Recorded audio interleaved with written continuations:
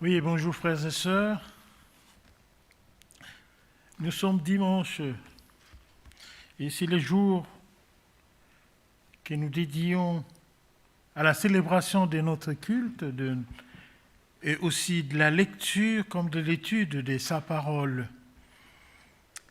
Aujourd'hui, nous avons comme personnage de notre chère Bible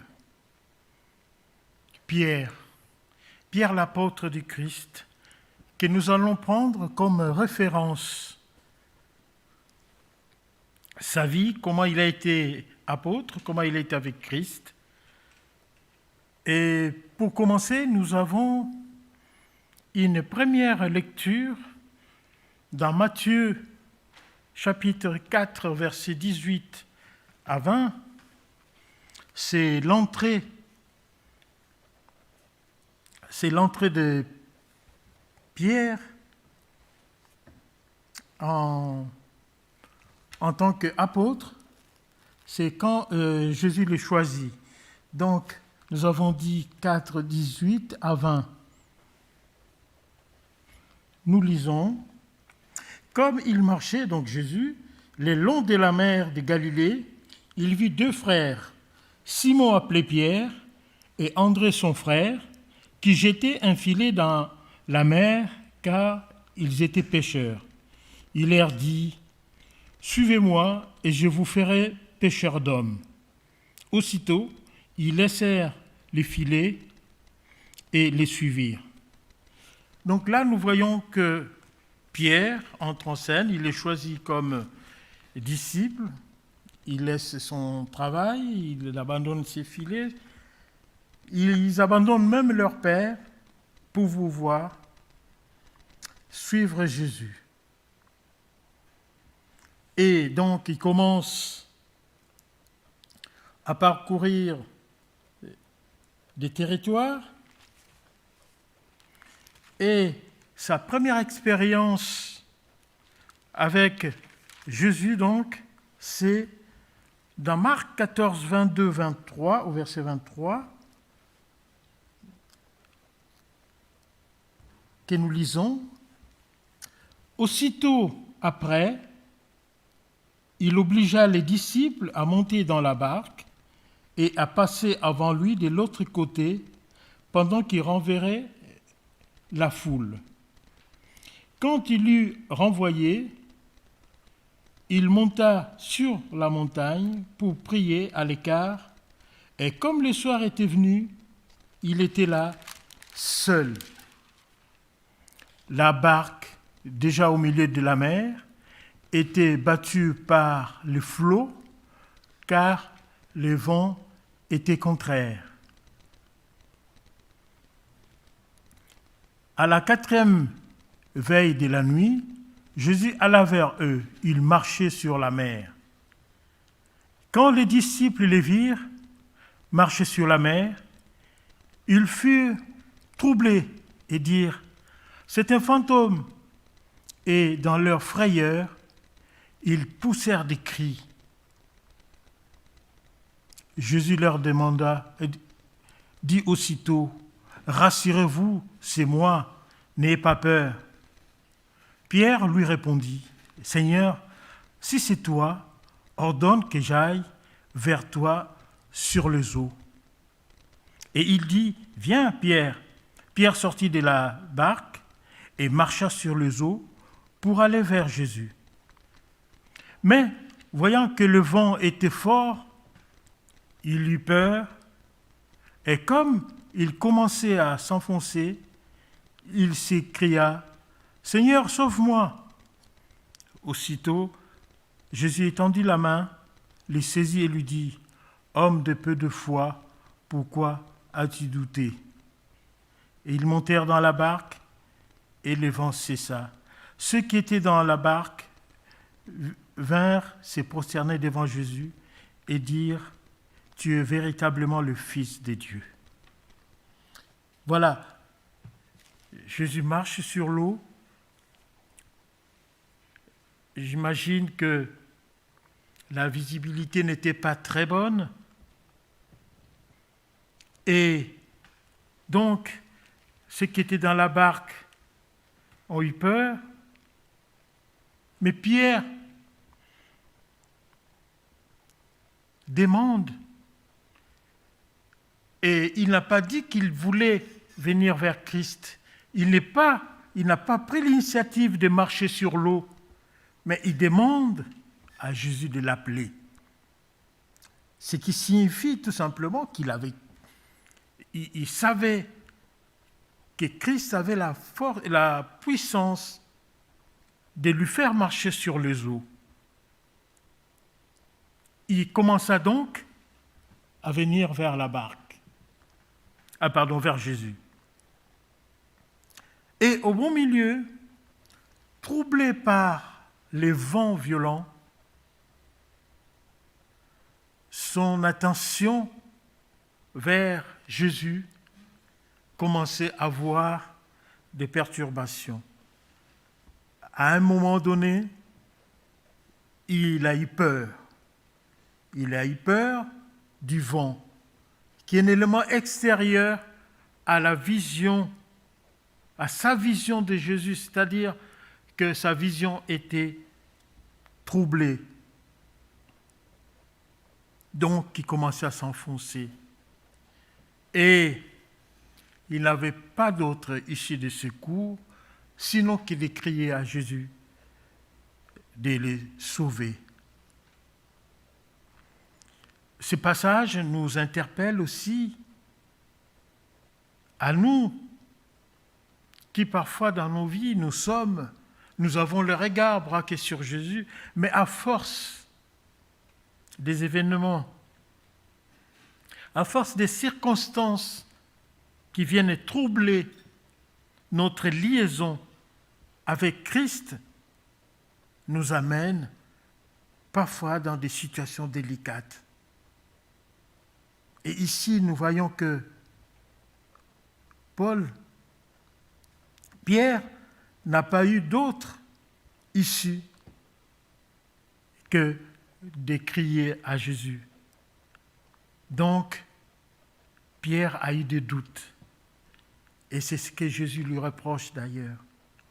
Homme de peu de foi, pourquoi tu as douté? Ça, c'est juste un passage parmi tant d'autres. Nous allons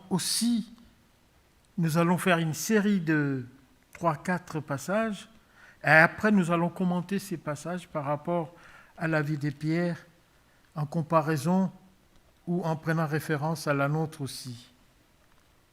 Donc, cette première expérience de Pierre, nous pouvons dire qu'elle était négative.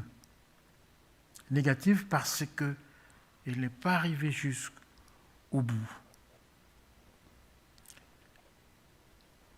Nous avons aussi un moment où Pierre réagit d'une manière presque violente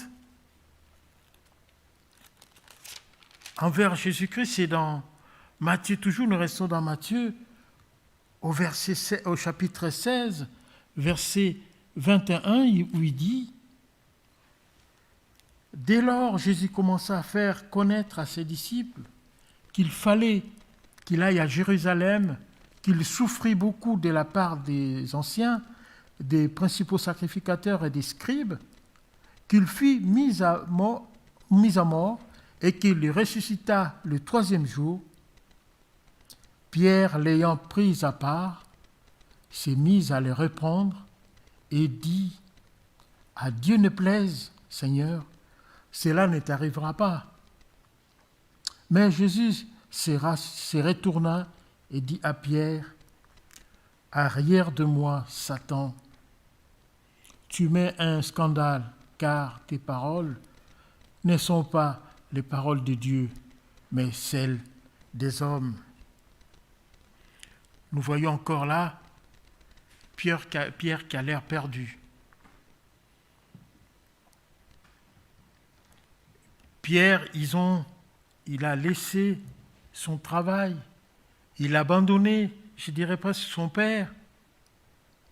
Il a suivi Jésus, il était avec son frère.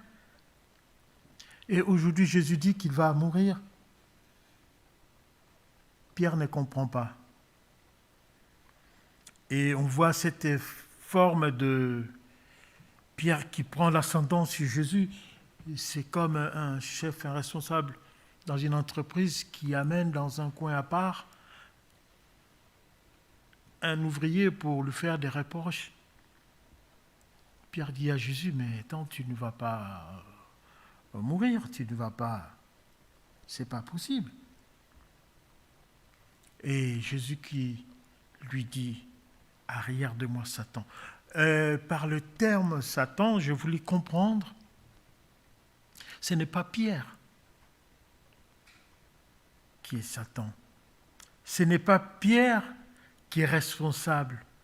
Mais Jésus a voulu dire, c'est comme si Jésus disait, Satan sort de cet homme. Tout simplement parce que les pensées qui ne sont pas de Dieu viennent de Satan. Et Satan est passé par Pierre pour chercher à contrecarrer les plans de Dieu. Et Jésus dit, arrière de moi Satan, c'est les paroles, ce que tu parles, ce que tu dis ne correspond pas avec la pensée de Dieu. Oui, nous sommes souvent parfois conducteurs de mauvaises pensées, mais c'est cet esprit-là qui parle en nous, qu'il nous faut faire barrière par la présence de l'Esprit du Christ. Là, encore une fois, nous voyons que Pierre a chuté. Pierre a commis une erreur. Mais, toujours dans le même livre de Matthieu, quand nous voyons au chapitre 16, au verset 13, nous voyons Pierre merveilleux. Je vais lire. Jésus étant assis dans les territoires de Césarée, dans les territoires de Césarée de Philippe, demanda à ses disciples, « Qui dit-on que je suis, moi, les fils de l'homme ?» Ils répondirent, « Les uns dirent que tu es Jean-Baptiste, les autres, Élie, les autres, Jérémie, ou l'un des prophètes.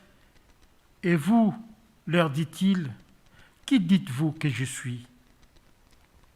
Simon-Pierre répondit, « Tu es le Christ, le Fils du Dieu vivant. » Jésus reprenant la parole lui dit, « Tu es heureux, Simon, fils de Jonas, car ce ne sont pas la chair et le sang qui t'ont révélé cela, mais c'est mon Père qui est dans les cieux.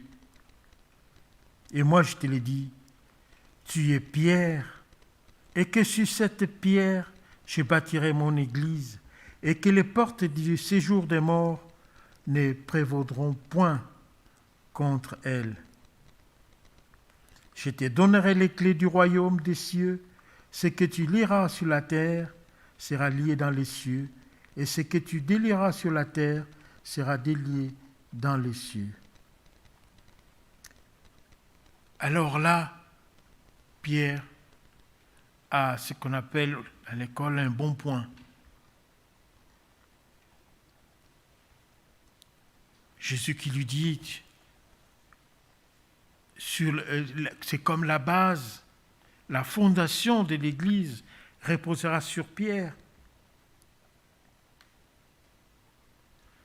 Nous voyons qu'il a fait des erreurs, Pierre, mais là, c'était un bon point.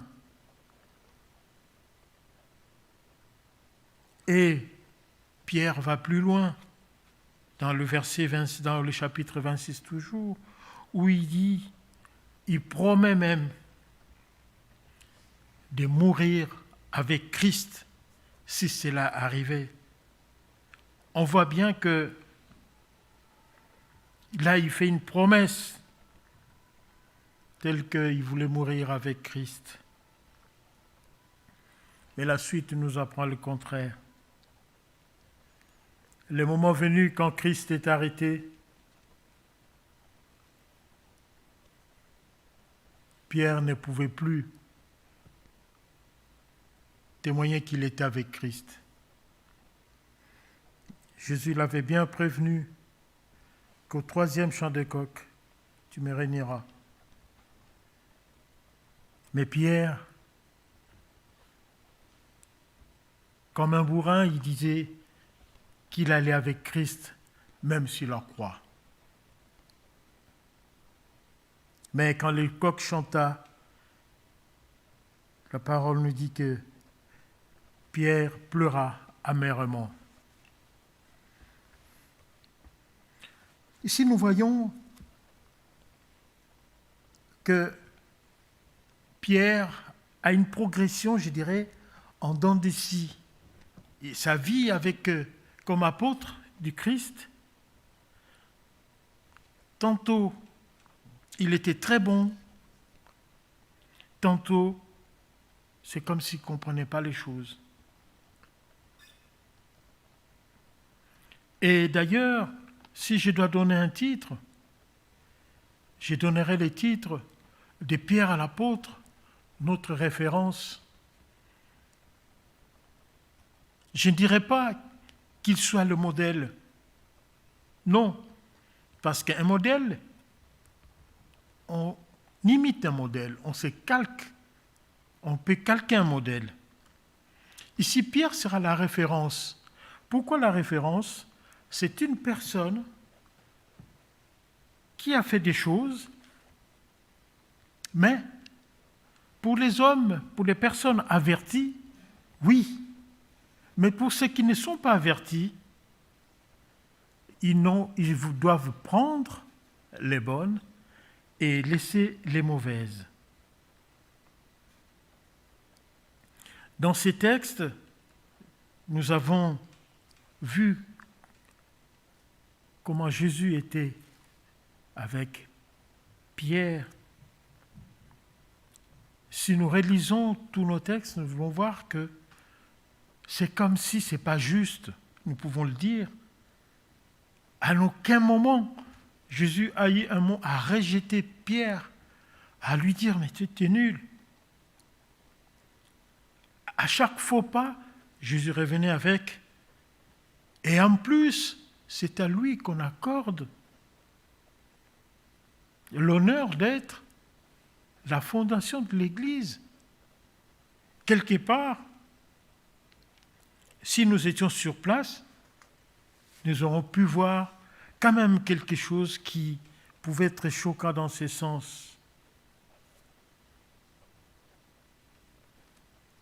Et Pierre ne s'est jamais écarté du Christ pour dire écoutez, je crois que je fais trop de bêtises, je fais trop de gaffes, je dois reculer.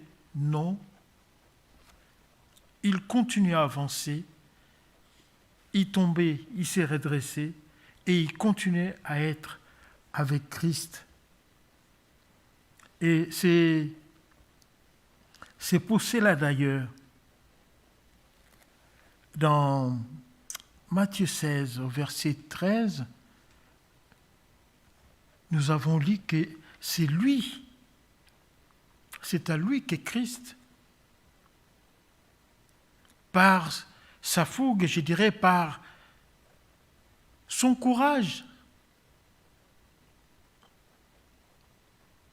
que Jésus lui donne, lui confie cette tâche d'être le fondement de l'Église. Nous sommes aussi des apôtres du Christ. Et Pierre nous enseigne sa vie avec Christ, que nous ne soyons pas découragés. Que nous ne pouvons pas dire écoute, si Pierre, qui était avec Christ, faisait des gaffes, ou des moments il ne comprenait pas, moi, à plus forte raison, qui suis arrivé 2000 ans après, je pense que il n'y a pas grand-chose à faire. Non, il n'est pas dit que parce que nous sommes pécheurs et que, comme le texte dit, là où il y a la grâce, là, s'il y a le péché, la grâce surabonde, nous ne pouvons pas continuer à pécher parce que le Seigneur va nous secourir. Nous avons toujours ces combats permanents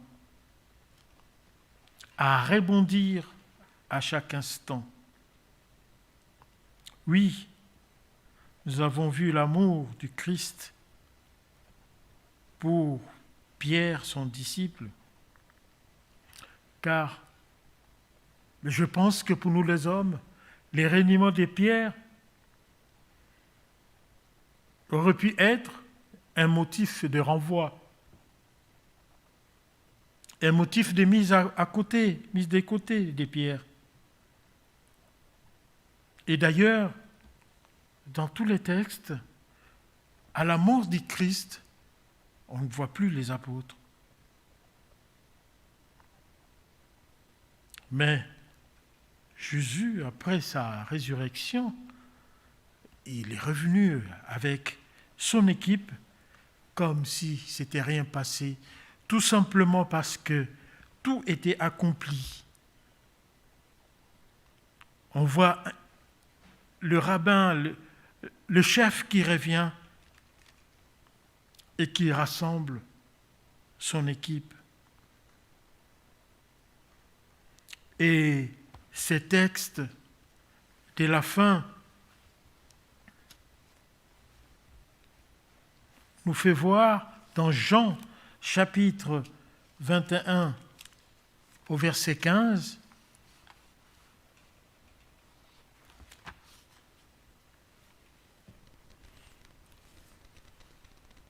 à 17, après qu'ils eurent mangé, Jésus dit à Simon-Pierre, « Simon, fils de Jonas, m'aimes-tu plus que ne m'aime ceci ?»